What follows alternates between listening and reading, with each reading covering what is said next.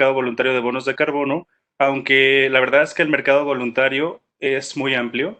Todos los proyectos que existen de mitigación en sus diferentes variantes son muy amplias, pero bueno, esta sesión se va a enfocar a aspectos forestales, sobre todo a proyectos forestales para la mitigación del cambio climático, y vamos a ver un poquito de por qué. Obviamente habrá una introducción, vamos a platicar algunos conceptos muy básicos de los mercados de carbono, vamos a hablar también de metodologías de cuantificación y registro de offsets forestales que son válidas para el mercado. Les voy a platicar un poquito del protocolo forestal para México de CAR, específicamente su ejecución con proyectos bajo manejo forestal y bueno, en la búsqueda de la obtención de bonos de carbono como una actividad productiva complementaria, una actividad económica complementaria a lo que ya se realiza en sus diferentes modalidades en el sector forestal. Y finalmente hablaré un poco sobre el panorama actual de los proyectos forestales de captura de CO2 en México, tratando de aterrizar al estudio de caso que el ingeniero mencionó hace rato sobre el ejido Petcacabis anexo Polinquín, que está ubicado en Felipe Carrillo Puerto en Quintana Roo y que fue hasta ahora, tal vez ya haya otros proyectos, uno de los primeros que se desarrollan en un ecosistema de selva.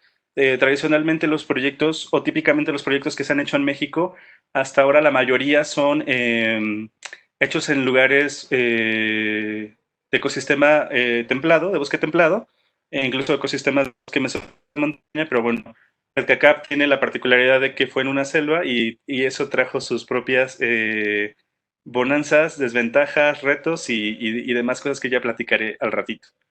Entonces, a manera de introducción, muy brevemente, podemos cuantificar o considerar que existen dos conceptos básicos en cuanto a el cambio climático. Bueno, hay varios conceptos, pero algo de lo que conduce al cambio climático es justo la presencia de fuentes de emisiones y de otro tipo de sistemas que se van a llamar sumideros o remociones, ¿no?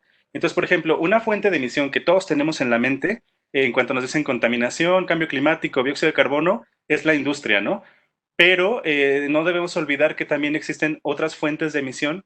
La industria, por ejemplo, es una fuente de emisión de tipo antropogénico, pero existen fuentes de emisión naturales que son, por ejemplo, la actividad volcánica, la respiración de nosotros y de otros animales, la misma actividad forestal, el mismo bosque en su dinámica tiende a, ¿cómo se llama? Tiende a emitir dióxido de carbono durante su descomposición cuando el bosque está dentro de sus ciclos. Incluso si el bosque se quema, obviamente todo el dióxido de carbono que ha atrapado lo va a regresar a la atmósfera en algún momento. Entonces, ¿qué necesitamos en este aspecto? Tenemos que saber cuál es la importancia del sector forestal en el mercado de carbono. Consideremos que alrededor de una tercera parte del territorio nacional está cubierto por bosques y selvas. Y esos bosques y selvas tienen el potencial de llegar hasta un 42% de las reducciones de emisiones en los últimos 5 años. Nada más hay que ver estas tablitas, por ejemplo, y checar que México se encuentra dentro de los primeros lugares en cobertura forestal. Sin embargo, su tasa de deforestación es muy alta. Perdemos alrededor de 75,000 hectáreas por año. Seguramente hay otros números, porque siempre estos estudios son variables, pero es algo que no necesitamos estudiarlo para saberlo. Pasa todo el tiempo, ¿no? La deforestación por diferentes actividades o diferentes prácticas, no nada más relacionadas con la extracción de madera, sino con otros aspectos económicos que la gente tiene que realizar. Les decía que alrededor de un tercio del territorio nacional está cubierto por bosques y selvas. Esta cifra de 75,000 hectáreas de deforestación puede ser variable, puede incluso llegar hasta las 127,000 según los estimados de CONAFOR, lo cual es realmente alarmante. O sea, pensemos de esta diferencia entre 75,000 hasta 127,000 hectáreas atacadas por la deforestación al año. Esto realmente lo que buscamos con este tipo de proyectos es dar una actividad adicional productiva que pueda limitar también estos aspectos de clandestinaje o de deforestación por otro tipo de actividades, tal vez ni siquiera clandestinaje, a lo mejor establecimiento de parcelas agrícolas, cualquier otra actividad económica. Entonces les decía que la principal superficie forestal considerada para 2010 estaba en el estado de Oaxaca, pero pues bueno, también vemos a Chiapas, Campeche, Quintana Roo, como las principales superficies forestales para esos años. Ahora bien, sobre el mercado voluntario de carbono, hace rato el ingeniero Loya en su presentación mencionó dos aspectos interesantes, dos tipos de mercado. Por un lado tenemos el mercado regulado y por otro lado tenemos el mercado voluntario. ¿Cuál es la diferencia básica entre ambos? El mercado regulado es un mercado de compra-venta de emisiones, de reducciones de esas emisiones que se establece a través de reglamentos generalmente brindados por una organización de nivel gubernamental.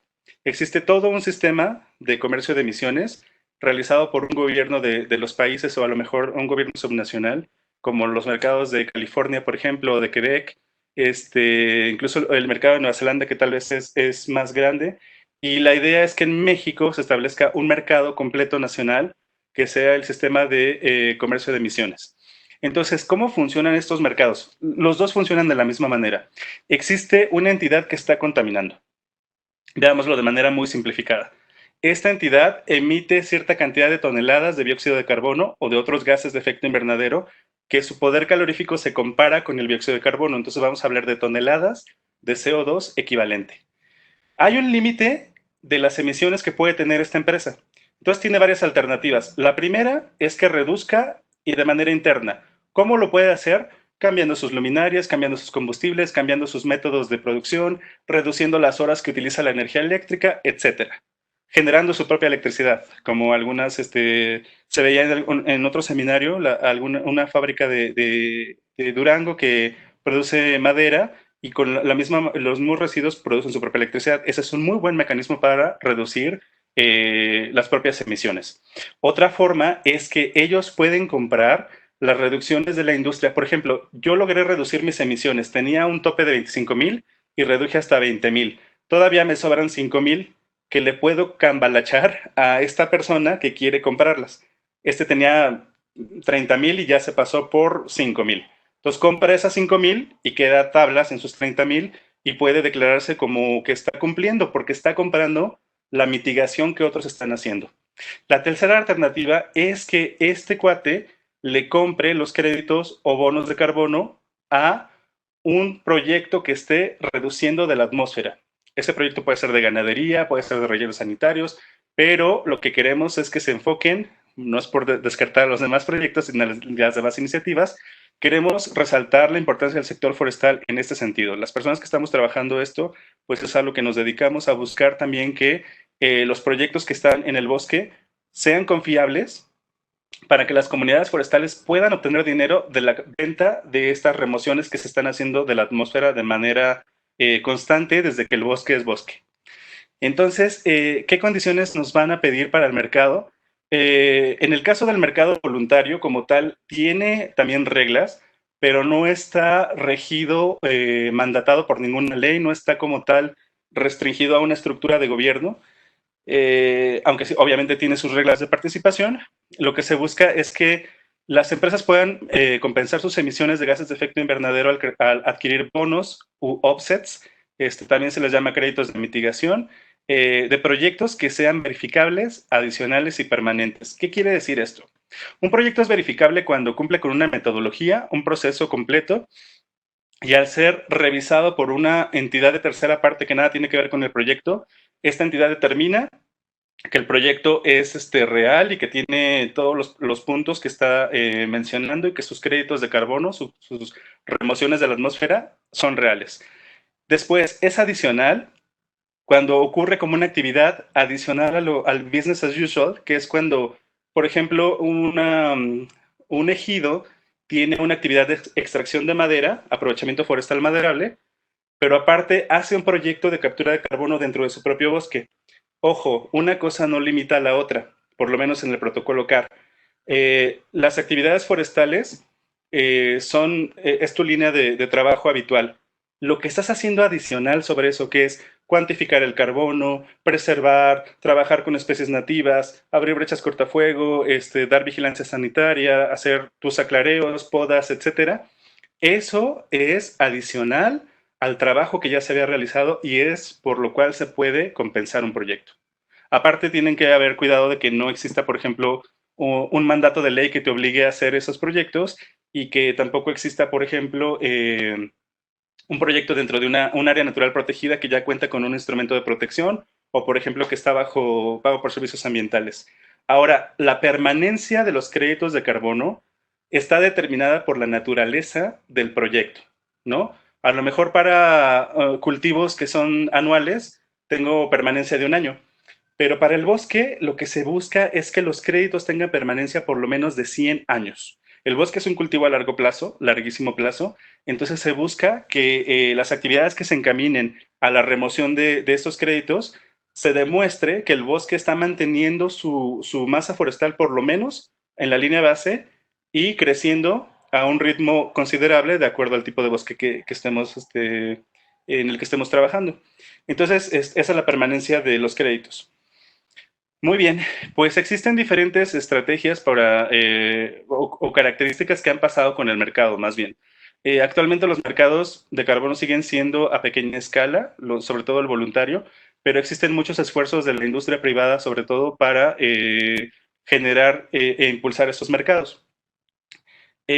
A partir de la Ley General de Cambio Climático de 2012, se considera que las compensaciones pueden ser parciales o totalmente la financiación de una reducción de las emisiones.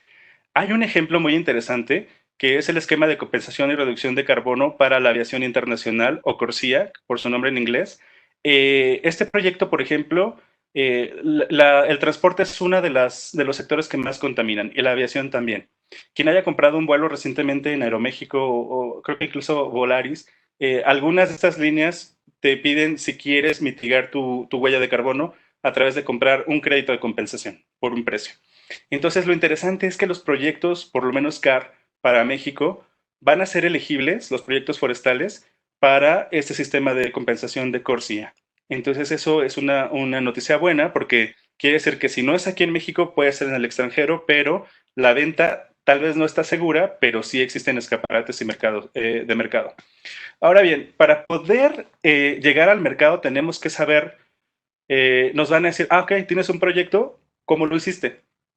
Para poder hacer eso existen diferentes metodologías o protocolos que han sido desarrollados por diferentes entidades en el extranjero, principalmente. Hasta ahorita, pues bueno, hay esfuerzos en México, pero ya ha habido más trabajo en otros países. Y dentro de esas metodologías están la de Climate Action Reserve, que es la Reserva de Acción Climática, Verra, que antes era Verified Carbon Standard, Gold Standard. Y de estos, por ejemplo, estos tres, que son como los tres gigantes en el mercado internacional, a nivel internacional existe CAR, también a nivel nacional. Verra también, Gold Standard también, me parece que también a nivel nacional debe haber alguno que otro proyecto de ellos, honestamente lo desconozco, pero seguramente lo hay. Plan Vivo, que es otra de las metodologías válidas para mercado, que existe de manera internacional y que lo tenemos aquí a través de un proyecto muy padre de la cooperativa Ambio en Chiapas y Oaxaca, me parece. Y obviamente las metodologías de desarrollo limpio de la ONU, que desde el protocolo de Kioto han funcionado para hacer proyectos o para tener lineamientos de cómo deberían de hacerse los proyectos. Y bueno, existe otro estándar internacional que es la norma ISO 14064, que en su parte 3 habla justo de cómo hacer proyectos de mitigación. Estos proyectos existen a nivel internacional y bueno, también los hubo en México. Es muy probable que ya no existan este tipo de proyectos, porque hace falta tener un registro de las emisiones y de las remociones que se tienen a través de esos proyectos y pues ISO no lo tenía como tal, ¿no? Entonces, otras metodologías que existen, pues bueno, para mecanismos nacionales contamos con una norma mexicana de aplicación voluntaria que es la 173 de la Secretaría de Economía. Esta norma es para el registro de proyectos forestales de carbono y la certificación de sus incrementos. Todavía esta norma no tiene proyectos certificados, seguramente en el futuro habrá. Esta norma marca lineamientos de cómo deberías de hacer un proyecto y cuáles son las metodologías que la Secretaría va a considerar válidas. Pero bueno, les dejo la referencia por si quieren leerla, está interesante. Y bueno, la Estrategia Nacional Red o la ENARRED, que realiza diferentes actividades, sobre todo, por ejemplo, orientadas al manejo integrado. No nada más el manejo de paisaje, también el manejo forestal, prácticas de silvicultura, agroforestería, que están encaminadas a tener reducciones y evitar la degradación y la desertificación. Pero bueno, aquí son emisiones evitadas. Esto es un mecanismo diferente al de los bonos de carbono, que son remociones. Es diferente evitar emitir a evitar, a remover lo que ya se emitió. Son conceptos diferentes y pues Red tendrá que ajustar sus jurisdicciones a nivel del país para saber a quién corresponden esos créditos. Ahora bien, he hablado mucho de la Reserva de Acción Climática, pero no les he dicho quién es. La Reserva de Acción Climática o Climate Action Reserve es una organización no gubernamental que está establecida en California y que se dedica a hacer diferentes estrategias para la mitigación o la compensación del cambio climático a través de proyectos de remociones de gases de efecto invernadero.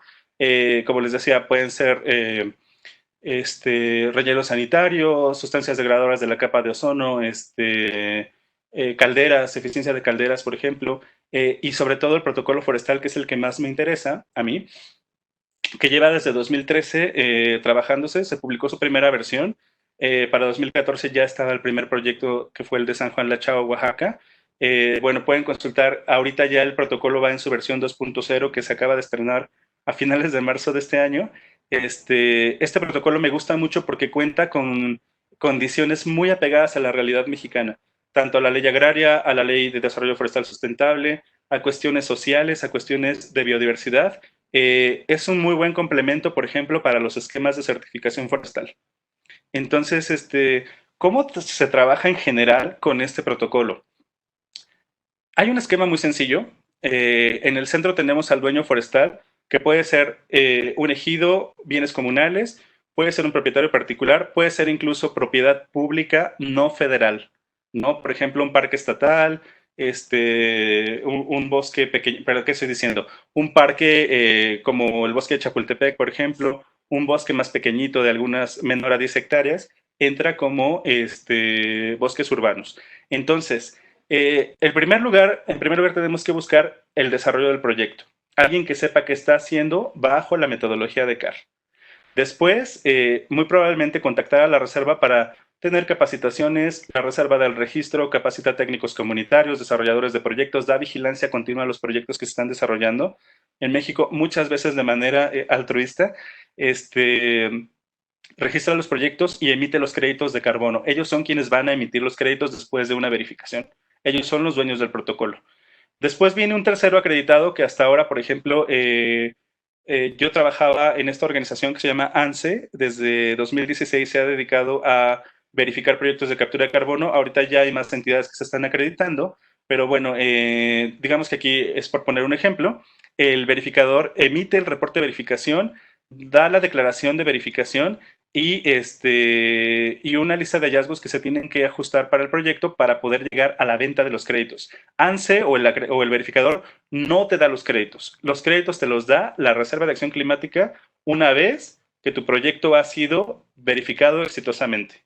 Después viene la venta de los créditos o bonos de carbono y pues se pueden ir tanto al mercado voluntario internacional, que acepta muy bien los créditos forestales, y se está desarrollando desde el año pasado, si no me equivoco, un piloto del sistema de comercio de emisiones para México. Entonces, próximamente habrá un mercado regulado que se espera tener dentro de 3 años, ya bien establecido con todas sus reglas, en donde esperamos que por lo menos el 10% de las emisiones puedan ser compensadas a través de créditos de origen de proyectos forestales, entre otros tantos, ¿no? Rápidamente, yo como dueño forestal tengo que plantear un proyecto bajo los diferentes tipos que existen en el protocolo forestal.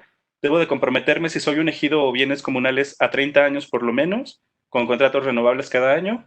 Hay que realizar actividades, hay que invertir tanto recursos humanos como financieros en actividades que ayuden a mejorar la captura de dióxido de carbono del bosque. Hay que inventariar esas remociones a través de unos criterios que ahorita les voy a platicar y verificar ese proyecto. Esos son los grandes pasos que hay.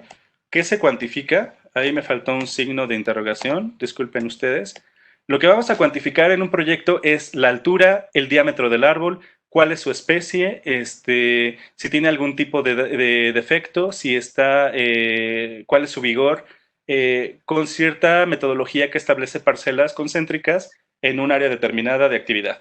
Lo que vamos a cuantificar es el incremento de biomasa sobre una línea base. Primero vamos a saber cuánto carbono hay atrapado en mi bosque y después, con mis esfuerzos, cuánto carbono está creciendo a lo largo de los años. Yo no puedo tocar lo que está de aquí para abajo. Yo puedo tocar lo que va creciendo anualmente. Eso es lo que voy a poder vender. Entonces, cada línea base bajo el protocolo CAR es válida por lo menos por 30 años.